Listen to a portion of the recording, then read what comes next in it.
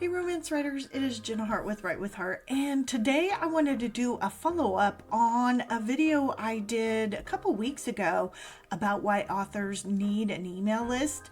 One of the questions that comes up is, what do I send them? So today we're going to go over 18 effective email list ideas for romance authors. Now, like many romance authors, I struggled for a long time on how to deal with my email list. I did all the things necessary to set it up and get it running, but I would get stuck on what to email my subscribers each week. But eventually I found my groove and I email my list every week. And this week I want to tell you how I was able to do that so that every week I don't have any problem knowing what to write. But before I get to that, I want to mention a couple of things that I think are really important when considering what you're going to email to your subscribers. If you have an email box that's overloaded with messages, you know that you don't want to give away your email just to anybody. So when an email subscriber has raised their hands, or in this case, given you their email, they need to be treated really well.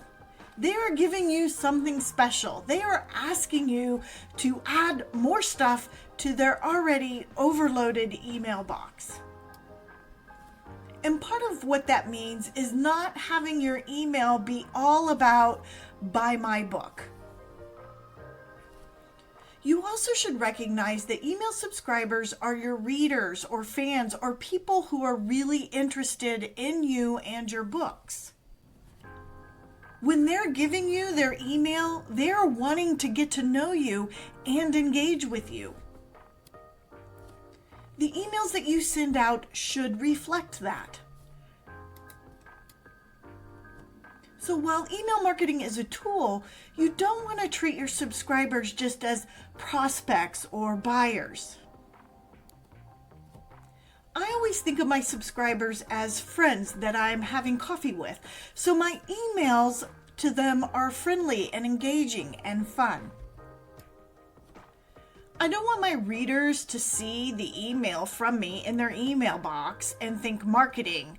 Oh goodness, Jenna's trying to sell me another book. Instead, I want them to think, I wonder what craziness Jenna is up to this week. In the end, authors who have a connection with their readers have greater subscriber retention and sales. So think about your email as contacting a friend, not selling books. Now, if you don't already have an email list for your readers or you're new to email marketing, I want you to be sure to check out Build Your Author Email List of Raving Fans. I will have links to the video and to the text version in the description below. Now, once your list is growing, you're going to need to email them regularly. And it's easiest to do this if you have a plan. This plan should include things like, how often are you going to email? Are you going to email once a week or once a month? I wouldn't go longer than once a month because you don't want people to forget that they subscribed. But you also don't want to email so often that your subscribers get annoyed. You also want to think about the format of your email. What sorts of information or features will you be sending them each time you email them? And when you're making your plan, you want to consider your release dates or events that are going on. You can also tap into holidays, or you can have certain themes. One thing that I do is I always have something special going on around Valentine's Day because we're talking about romances, and I have a series with a couple named Valentine.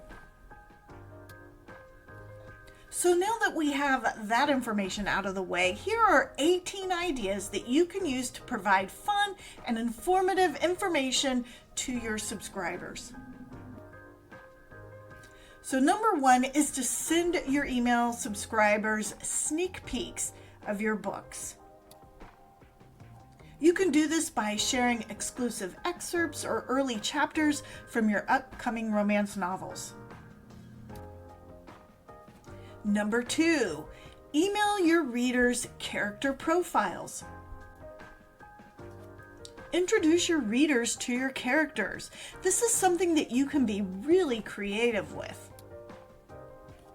You can do a character interview, or maybe you can even have your character write part of your newsletter. Or you can simply share the character's profile, delving into their background, their personalities, their motivations, and letting readers know how you molded this character to life. Number 3 is to do cover reveals. Like teasers, cover reveals are a great way to get your readers excited about a new release.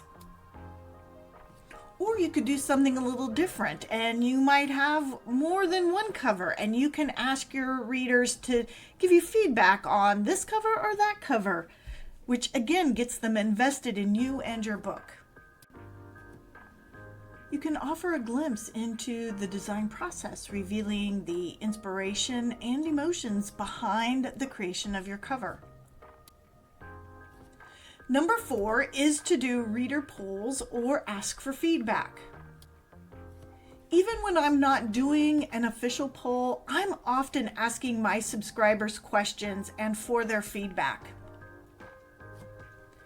Doing this builds a connection and a relationship between me and my readers and empowers my readers, making them feel like they are a part of my writing success, which they are. And the same can be true for you and your readers as well.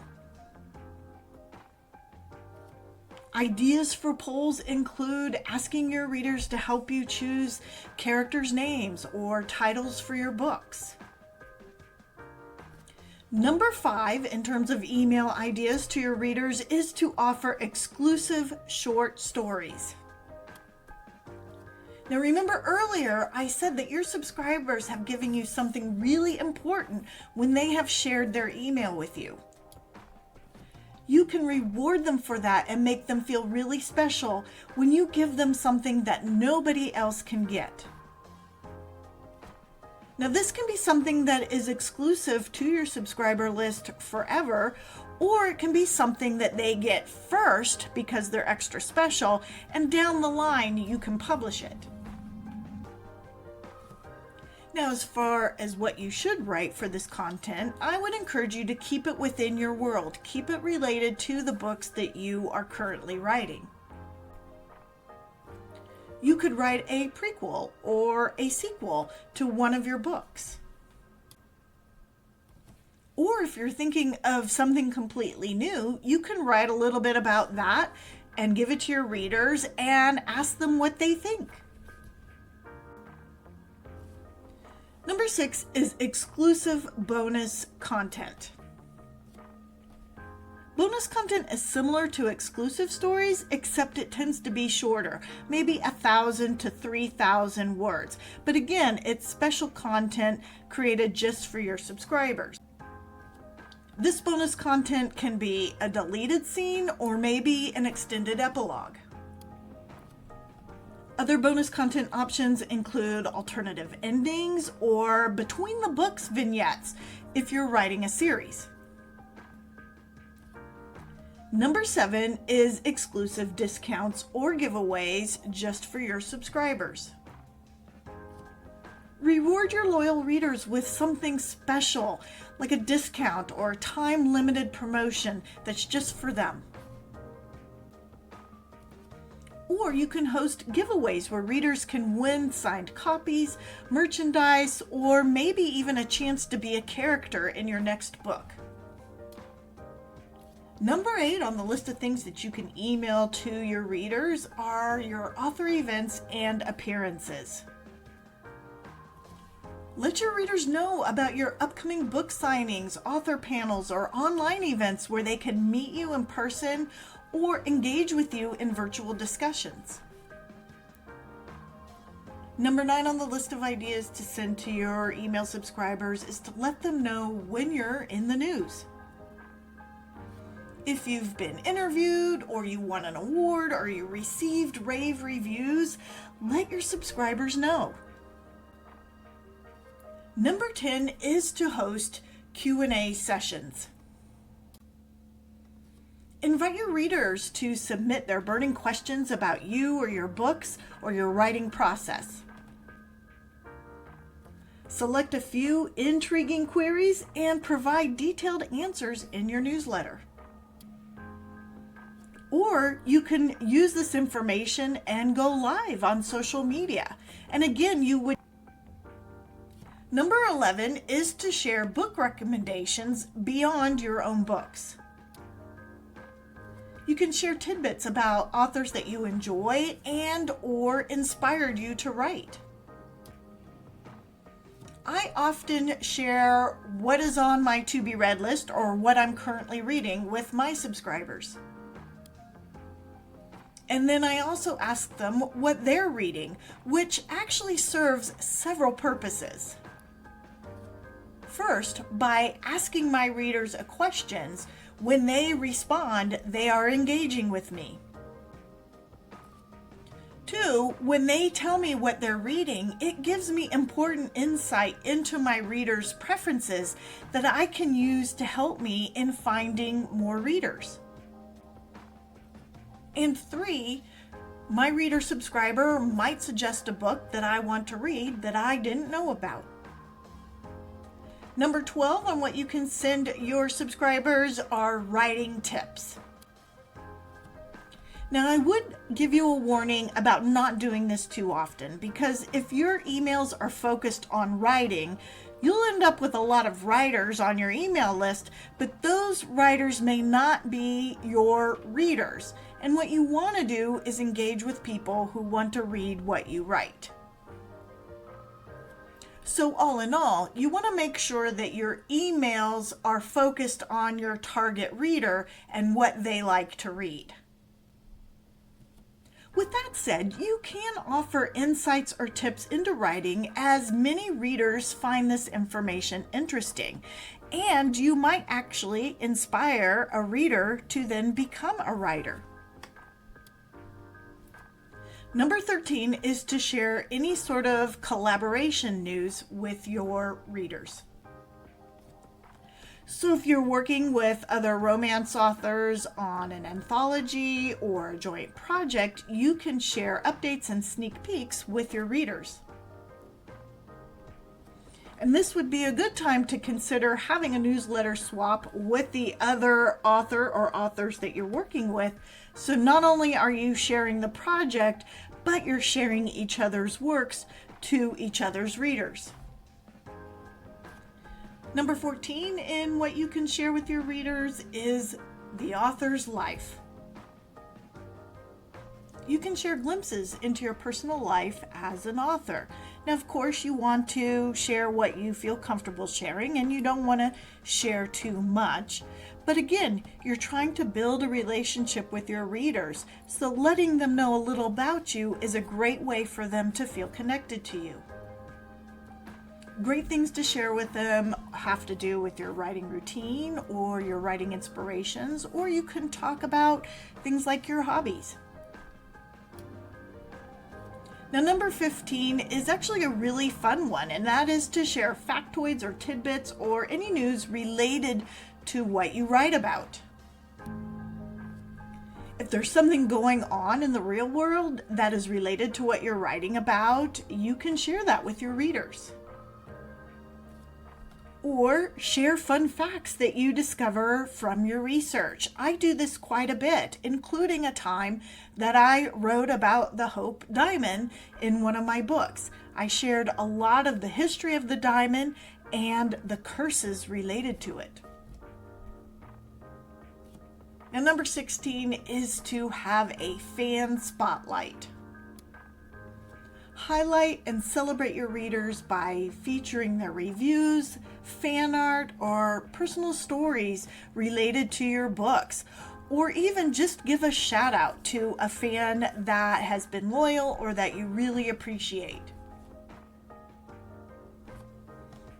Number 17 is to celebrate with your readers. They are with you on this journey. So if you hit any sort of milestone, a book release, you get an award, maybe you've written your second book or your 10th book, whatever it is, use the time to celebrate with your readers.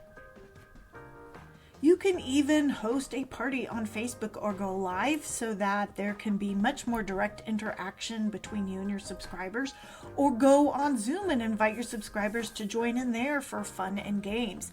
If you want to go the Facebook route or even the Zoom route, you can invite other authors to participate. And one of the really great things about that is that your readers get to learn about other authors, but other authors' readers get to learn about you, plus have a whole lot of fun. Now, if you've never participated in a Facebook author takeover, I do have an article about this over at Write with Heart, and I will include a link to that if you want to check it out in the description below. Number 18 on what you can send your email subscribers is to ask for readers' help. Your readers want to feel a part of your success, and a great way to do that is to ask them to help you with things. You can email them and remind them how important reviews are, and then ask them to write one if they haven't yet done so. If you have a new release coming up, ask your readers to help you spread the word about it. Invite your readers to join you in other areas like social media or wherever you are in the internet, whether that's BookBub, Goodreads, Wattpad, Reading Patreon, wherever you happen to be, invite them to come and join you there as well. Tell them about your ARC team or your beta reader group and how they can sign up. So that's 18 different types of content that you can send to your email reader subscribers. Now, as a reminder, you're not going to do all 18 of these every time that you send out an email. Instead, you're going to use this list to help you plot your emails, and you're going to mix things up so that it's interesting and rewarding for your subscribers. Now, I know this list isn't exhaustive, so you might have other ideas that romance authors can use to email their readers, and if so, I would love to hear it in the comments. If you would like to read a text version of this video, you can do so at writewithheart.com, and I will have a link to it in the description below. And while you're at Write with Heart, be sure to check out the free online community for romance authors. While you're there, you can create your own profile, you can access a growing library of tools and resources, start your own blog, join groups, or start a group. We have weekly tips and industry news. We have weekly Zoom calls for support and camaraderie, and a whole lot more. And don't miss our brand new merch store where you can find cool stuff for fun and inspiration in your romance writing. Thank you so much for watching this video today. And until next time, this is Jenna Harte wishing you peace, love, and happily ever after.